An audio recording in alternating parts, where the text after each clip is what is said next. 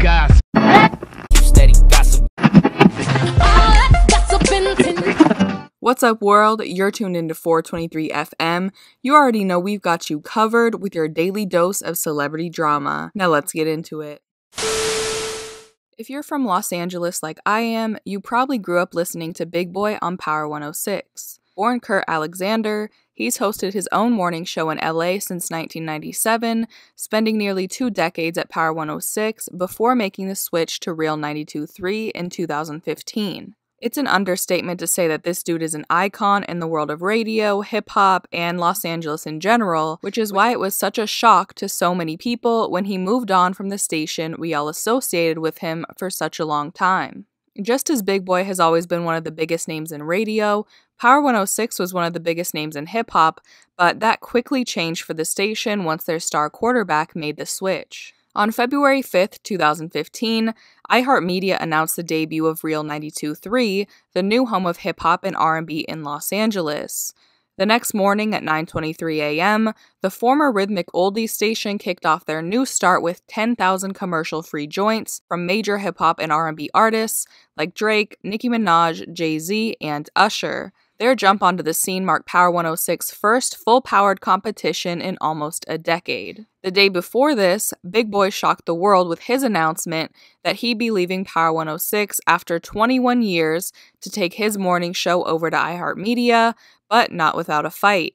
He ended up being sued by MS Communications, who owned the station, because his contract wasn't actually up until the end of that month. The company sued Big Boy for millions of dollars in damages, with hopes of preventing his switch to Real 92.3 entirely. In the host contract with Power 106, it stated that if he was ever offered more money by a competing station, that he would have to give them the opportunity to match it. Their lawsuit claims that Big came to them on January 16th with a $3.5 million contract offer from iHeartMedia, which was more than double what he was bringing home at Power 106.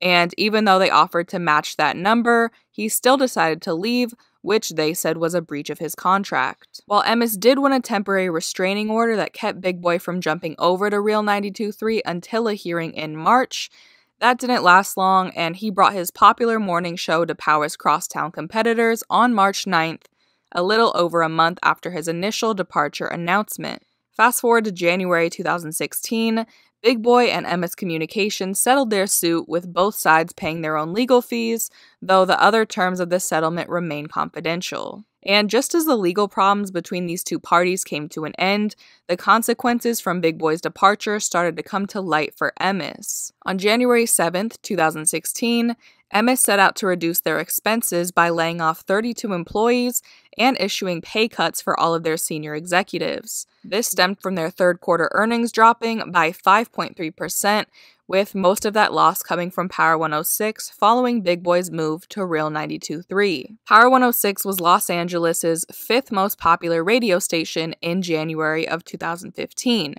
But by March, once Big Boy's morning show was no longer, Power fell to 14th place, 3 spots below its new competition. A year later, MS ended up selling Power 106 in 2017 for $82 million.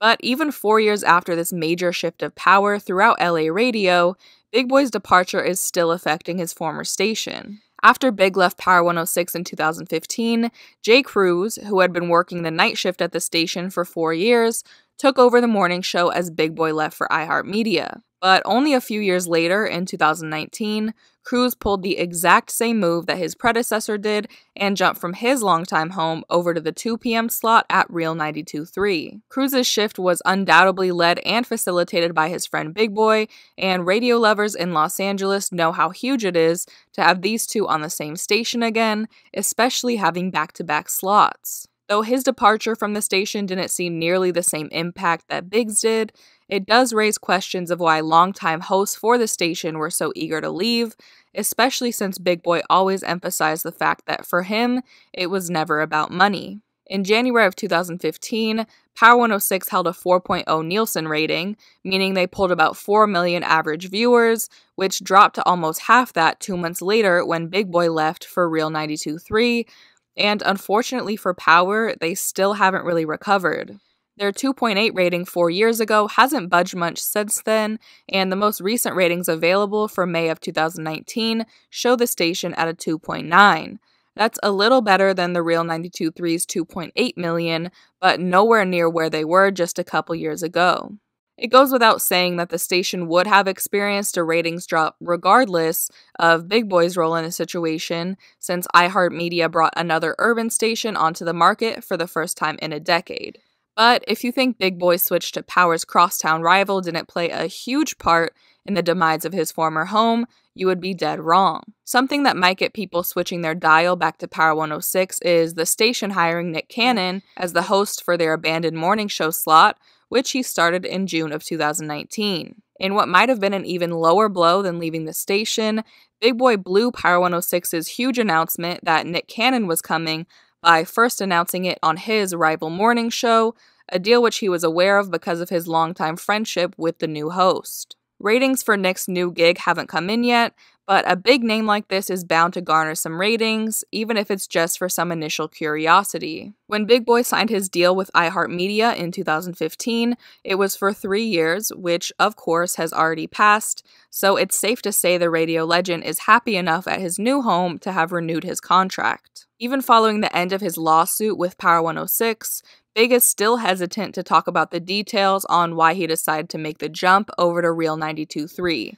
But the way the station handled themselves following his departure hints that there was some resentment there. When it was announced that he would be leaving, MS Communications issued a statement taking credit for Big Boy's rise to stardom, saying that they first discovered him working as a bodyguard and invested substantially over the years in helping him develop into the star that he is today. The CEO even called the conflict personal, adding that he was saddened by Big Boy's actions and the impact they would have on their brand and their people. Ultimately, it seems like iHeartMedia's willingness to invest in Big Boy is what paid off for them. Not only did the seasoned host get a hefty pay jump, his contract also promised a $200,000 video production budget, and the station committed to spending a minimum of $1 million a year to promote his new show. Leaving the place you've been at for 20 years is no small feat, and bringing millions of people along with you is an even bigger one. And that's how Big Boy single-handedly changed the landscape of Los Angeles radio forever.